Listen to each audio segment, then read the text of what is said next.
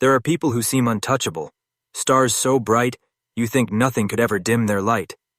Whoopi Goldberg is one of those names. She's made us laugh until our sides hurt, cry during movies we'll never forget, and think about life in ways we never expected. But behind every smile she's given us, behind every award she's won, there's a story so painful, so heavy, that it's hard to believe one person could carry it all. At 70 years old, Whoopi Goldberg has lived through tragedies that would break most people. And today, we're going to talk about the real story behind the legend, the pain behind the laughter, and the battles she's still fighting. Let me start by asking you something. When you think of Whoopi Goldberg, what comes to mind? Maybe it's her unforgettable role in Ghost, or the hilarious nun in Sister Act. Maybe you remember her powerful performance in The Color Purple. Or perhaps you know her from The View, where she speaks her mind every single day. She's one of the very few people to win an Emmy, Grammy, Oscar, and Tony Award. That's called an EGOT, and it's one of the highest honors any entertainer can achieve. She's broken barriers, shattered glass ceilings, and opened doors for countless others. But what most people don't see is what it cost her to get there. Whoopi Goldberg wasn't always Whoopi Goldberg. She was born Karen Elaine Johnson on November 13, 1955, in a rundown housing project in Manhattan called Chelsea Elliott. Her father left when she was so young she barely remembers him. Her mother, Emma, worked herself to exhaustion as a nurse and teacher, trying to keep food on the table and a roof over their heads. They were poor. Not the kind of poor where you complain about not getting the newest toy. The kind of poor where dinner was sometimes just stale bread and watered-down milk. The kind of poor where your clothes wore out and you couldn't replace them. The kind of poor that leaves scars you carry forever. School was supposed to be a place where she could escape, but it became another source of pain. Teachers called her slow. They said she was stupid. Classmates laughed at her. She struggled to read, failed tests over and over, and no one understood why. Years later, she found out she had dyslexia, a learning condition that makes reading difficult. But back then, nobody knew. She just thought she was dumb. At 16, feeling defeated and humiliated, she dropped out of school. That decision haunted her for years, even though it wasn't really her fault. But the worst part of her childhood came even earlier. At just 14 years old, she faced something no child should ever face. She became pregnant. Alone, scared, with no one to turn to, she tried dangerous home remedies that nearly killed her. A year later, at 15, it happened again. This time, the law in New York had just changed, and she was able to get safe medical care that saved her life. These experiences left deep wounds, but they also planted a seed. She became a fierce advocate for women's rights, determined that no girl should ever feel that desperate and alone. As a teenager, Whoopi fell into an even darker place. She turned to drugs, trying to escape the pain. She experimented with LSD and heroin, substances that promised relief, but only brought more suffering.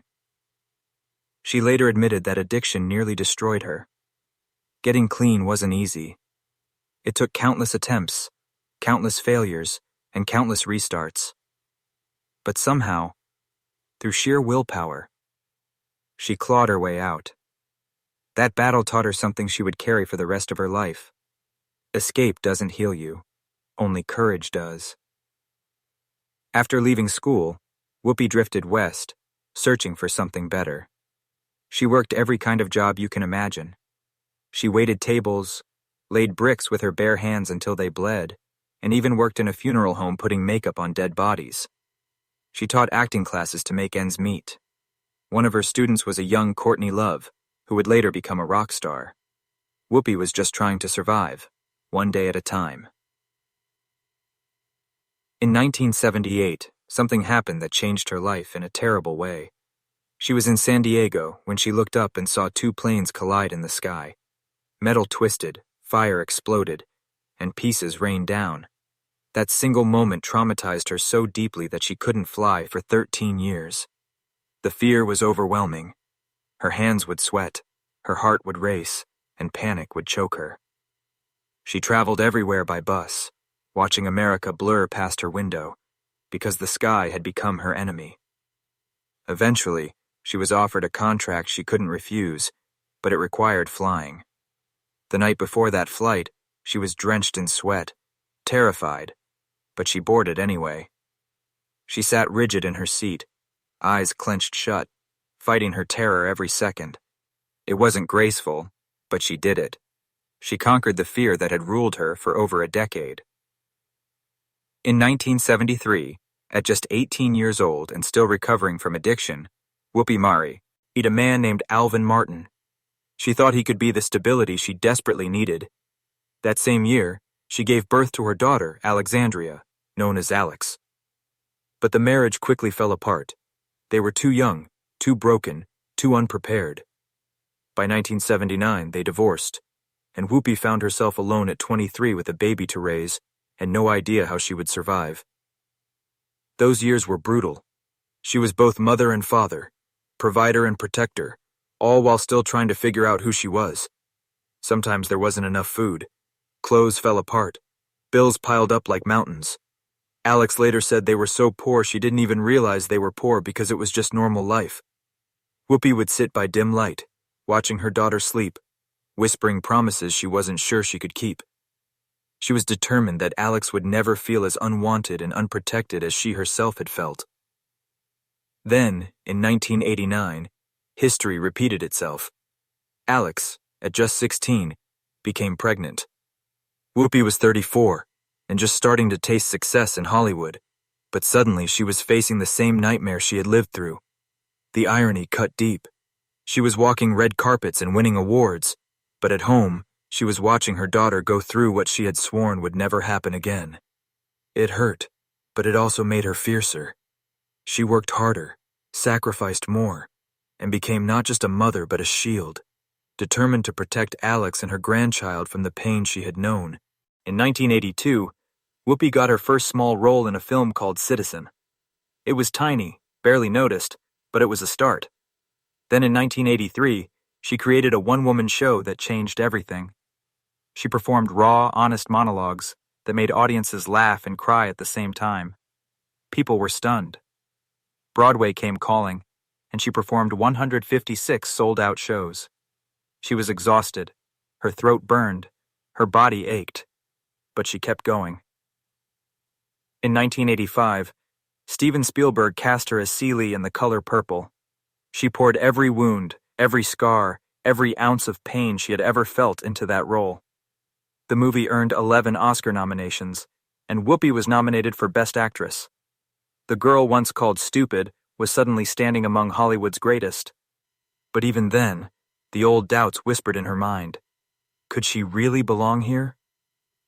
In 1990, she starred in Ghost as Oda Mae Brown, a role that mixed comedy and heart in a way only she could deliver. She won the Oscar for Best Supporting Actress, becoming only the second black woman in history to win that award.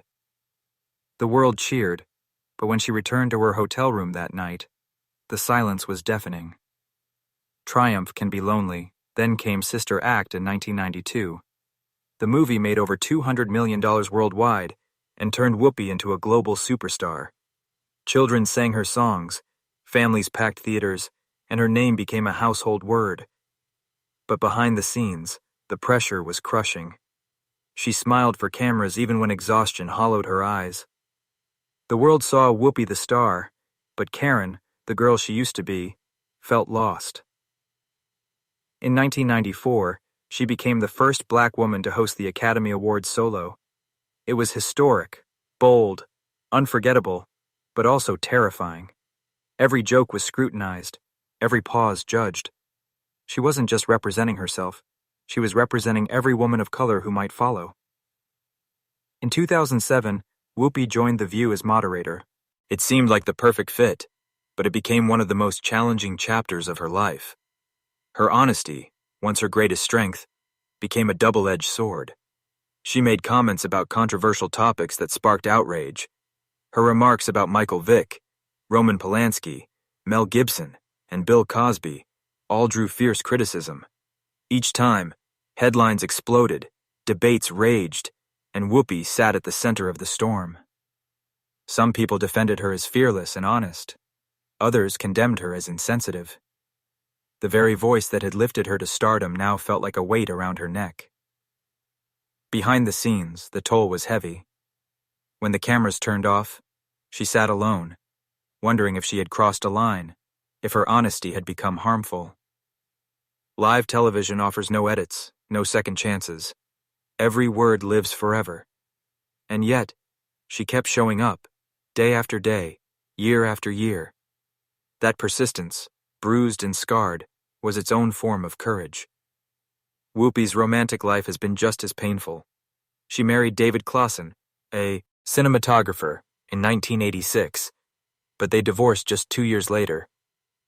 In 1994, she married Lyle Trachtenberg, but that marriage lasted only a year.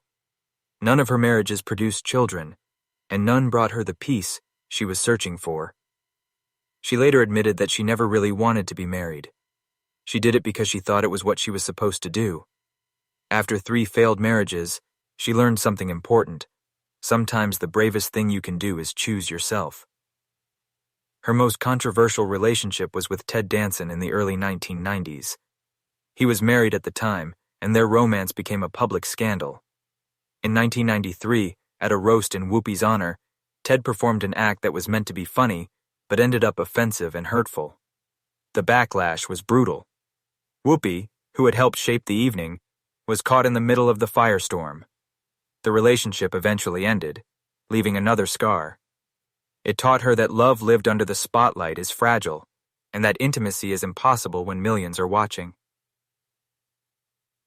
In 2010, Whoopi suffered a loss that broke her heart. Her mother, Emma, passed away. Emma had been everything to her, protector, warrior, the woman who had sacrificed everything to keep her children safe. Losing her felt like losing the foundation of her entire existence. The funeral was a blur, but the real grief came afterward, in the empty kitchen chair and the phone number she could no longer dial.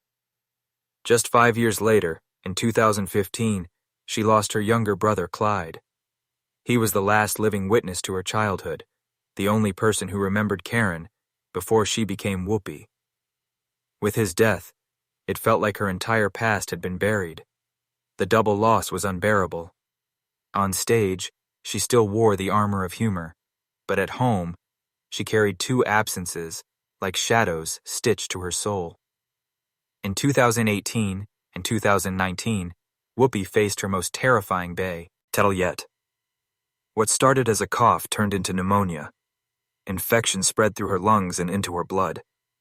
Doctors told her she had a 30% chance of survival. For 6 weeks, she disappeared from the view. Machines beeped around her, tubes drained fluid from her chest, and she felt death leaning close. She later said she came very close to leaving. When she finally returned, thinner and weaker but alive, the standing ovation wasn't for comedy. It was for survival itself. Illness changed her. She became more grateful, more aware that every breath is a gift. She's also dealt with endometriosis, a painful condition that affects women's bodies, and she's been open about her struggles with weight and health. When fake ads appeared online using her face to sell products she never endorsed, she spoke out fiercely to protect people from being deceived.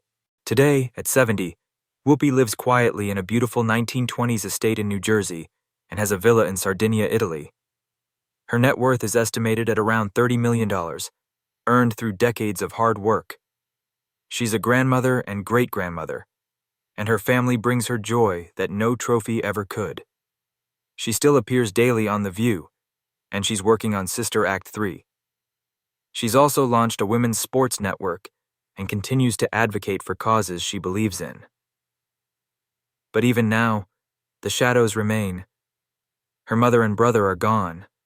Her body carries the scars of illness, and though she's surrounded by success, she's often alone. She's learned that wealth can't erase grief, that fame can't guarantee love, and that strength isn't about never falling, it's about getting back up, again and again. Whoopi Goldberg's story isn't one of flawless triumph. It's messy, painful, and deeply human. She's stumbled, failed, and risen more times than most of us can imagine.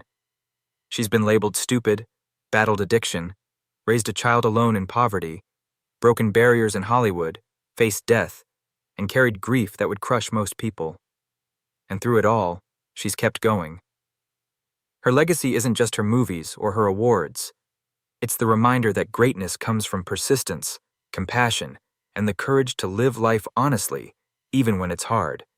If she's ever made you laugh, think, or feel less alone, then her story has already touched you. So here's my question for you. What's your favorite Whoopi Goldberg role? Is it Ghost, Sister Act, or The Color Purple? Let us know in the comments below. And if this story moved you, please hit that like button, share it with someone who needs to hear it, and subscribe to our channel for more inspiring stories like this one. Because sometimes, the most powerful thing we can do is remember that being human, with all its flaws and scars, has always been enough. Thanks for watching.